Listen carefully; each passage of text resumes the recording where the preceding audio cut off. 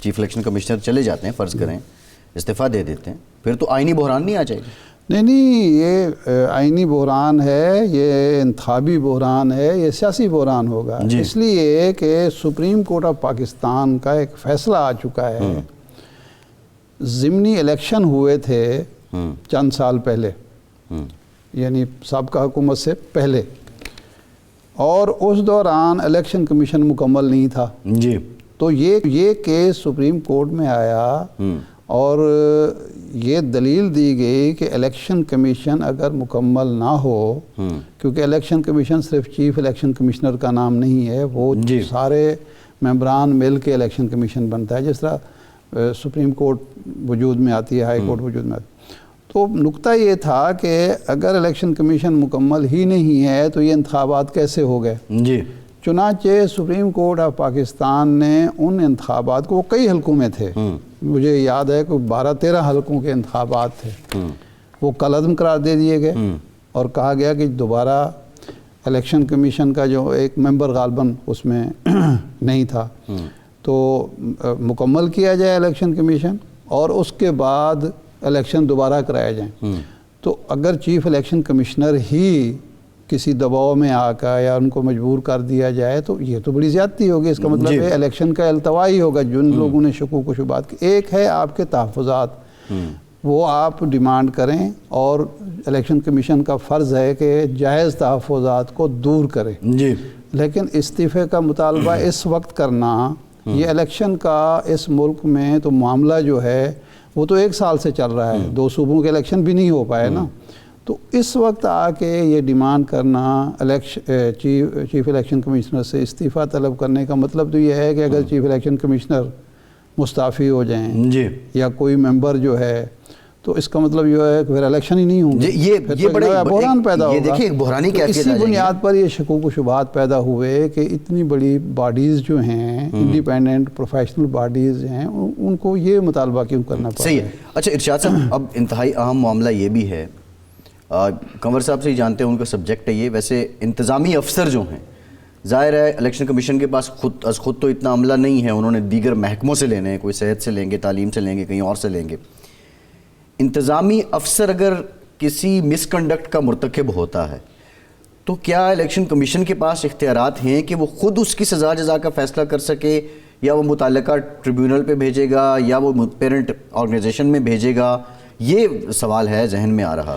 2 چیزیں ہیں اصل میں، ایک تو یہ سوال ہے کہ الیکشن کمیشن کے اختیار کا، لیکن اس سے زیادہ امپورٹنٹ سوال ہے پاکستان کے یہ الیکشن اس موقع پر ہو رہے ہیں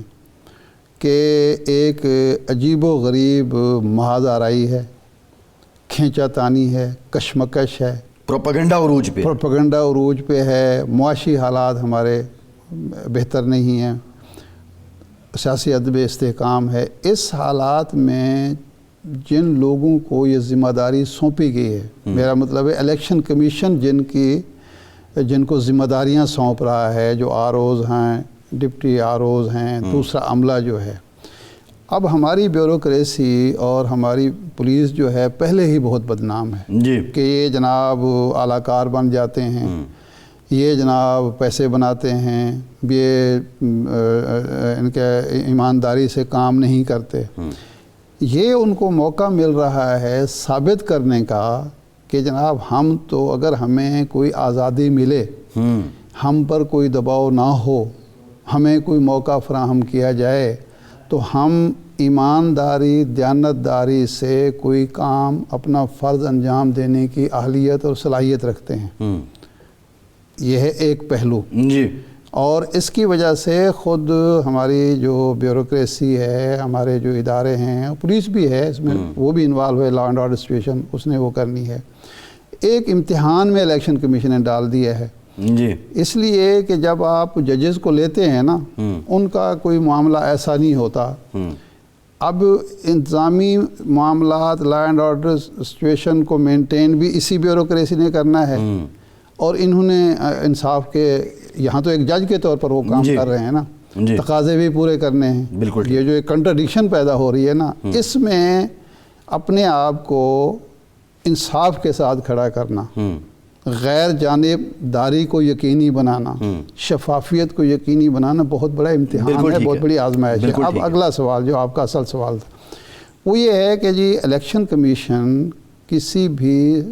انتظامی اور سرکاری افسر کے خلاف از خود کارروائی نہیں کر سکتا۔ اچھا، ڈسکا الیکشن میں آپ کو پتہ ہوگا کہ الیکشن کمیشن نے باقاعدہ افسروں کے نام دیے، سفارشات پیش کی پنجاب حکومت کو جی کہ جی ان افسروں کو انتظامی ڈیوٹی سے ہٹایا جائے، ان کے خلاف کارروائی کی جائے۔ بعد میں یہ شکایات سامنے آئیں کہ بجائے اس کے کہ ان کے خلاف کارروائی ہوتی، بعض کو نواز دیا گیا۔ بالکل ایسے یہ اس وقت شکایات پیدا ہوئی تھیں کہ جی جن کو سزا ملنی چاہیے تھی ان کو نواز دیا گیا، اس لیے کہ حکومت کی اس میں منشا شامل ہوگی۔ تو اس لیے جہاں بہت زیادہ اختیارات دیے گئے ہیں ہمارے الیکشن کمیشن کو آئینی طور پر، خاص طور پر جو 2017 کا الیکشن ایکٹ تھا اس میں اور اس سے پہلے بھی اختیارات دیے گئے، لیکن میرا خیال ہے کہ جس طرح تقرر تبادلے جو ہوتے ہیں اس دوران جی وہ الیکشن کمیشن کر رہا ہوتا ہے اس کی پرمیشن سے، اسی طرح یہ بھی ایک اب یا آئندہ جی قانونی تحفظ ملنا چاہیے کہ اس عرصے میں جو افسر کسی کوتاہی کا مرتکب ہوگا اس کو سزا بھی الیکشن کمیشن، جی بالکل ٹھیک ہے، یا الیکشن کمیشن اگر تجویز کرے گا تو حکومت پابند ہوگی، جس طرح عدالتیں فیصلہ کرتی ہیں تو پھر پابند ہوتی ہے حکومت، جی سفارش کو حتمی سمجھا جائے گا، بالکل ٹھیک ہے۔ پاکستان میں آج ایک اور بہت بڑی پیش رفت ہوئی اور بلوچستان سے یہ خبر آئی کہ BNA کے کمانڈر سرفراز بنگلزئی اپنے 70 ساتھیوں سمیت قومی دھارے میں شامل ہو گئے ہیں۔ اس سے پہلے چند ماہ قبل ہم نے یہ دیکھا تھا گلزار امام شمبے جن کا تعلق BNN سے تھا، انہوں نے شمولیت اختیار کی تھی، وہ قومی دھارے میں آئے تھے اور اپنی جو عسکریت پسند ایکٹیویٹیز تھیں ان کو چھوڑ دیا تھا۔ آج ارشاد صاحب حیران کن انکشافات ہوئے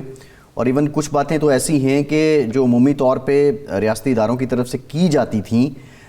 کہ اس طرح جو پاکستان دشمن قوتیں ہیں وہ بلوچستان میں پاکستان کو ڈی سٹیبلائز کرنے کی کوشش کر رہی ہیں، لیکن وہ لوگ جو اس سسٹم کا حصہ بن چکے تھے جب انہوں نے خود کی، اور جس طرح بتایا گیا کہ جس طرح ہیلی کاپٹر حادثہ تھا اس میں ہمارے فوج کے جنرل شہید ہوئے اور پھر بھارت کے کہنے پہ ہم نے اس کی ذمہ داری قبول کی، آل دو ایک ٹیکنیکل فالٹ تھا جس کی وجہ سے یہ شہادت ہوئی، اور بہت سی باتیں ہیں۔ آج تو خیر سرفراز صاحب نے یہ اپیل کی ہے کہ بچوں کو بندوق نہیں بلکہ اسکول بھیجیں، نوجوانوں کو لندن بیٹھے لوگوں کے نوسربازوں کے جھانسے میں نہیں آنا چاہیے۔ کتنی بڑی پیش رفت ہے بالخصوص بلوچستان کے معاملے پہ، اور یہ بلوچستان میں جو علیحدگی پسند تنظیمیں کام کر رہی تھیں ان کو ہوا دینے میں آبویسلی بھارت پہ الزام جاتا ہے، یہ پاکستان کو سٹیبلائز کرنے میں کتنا بڑا اقدام ہے؟ دیکھیں بھارت پہ الزام نہیں جاتا، بھارت تو حقیقتاً یہ کام کر رہا ہے، عرصہ دراز سے کر رہا ہے، 70s سے کر رہا ہے، اور یہ جو کلبھوشن ہمارے پاس بیٹھا ہوا ہے یہ بلوچستان سے گرفتار ہوا تھا نا جی، اور اس نے اعترافات کیے کہ میں کیا کر رہا ہوں بلوچستان اور کراچی میں اور سندھ میں اور باقی جگہوں پہ۔ پھر وہ جو امام شمبے آئے تو انہوں نے بھی اعترافات کیے، اب یہ بھی سرفراز صاحب بھی کر رہے ہیں۔ اس میں اب دو پہلو ہیں، پہلی تو یہ ہے کہ ہمارے ہاں یہ ایک مسلسل ڈیبیٹ رہی بلوچستان کی سطح پر، خاص طور پر جب ڈاکٹر مالک صاحب وزیر اعلیٰ تھے تو انہوں نے کہا کہ جی ہم کوشش کریں گے، اور کوشش کی گئی سنجیدگی سے کہ ان کو جو پہاڑوں پر چلے گئے ہیں یا ملک سے باہر گئے ہیں ان کو واپس لائیں، قومی دھارے میں شامل کریں، لیکن اس کا لیڈرشپ کی طرف سے جو BLA ہے، BNA ہے، دوسری لوگ ہیں، انہوں نے کوئی مثبت جواب نہیں دیا، انہوں نے ریاست کی کمزوری سمجھا ہے اس کو۔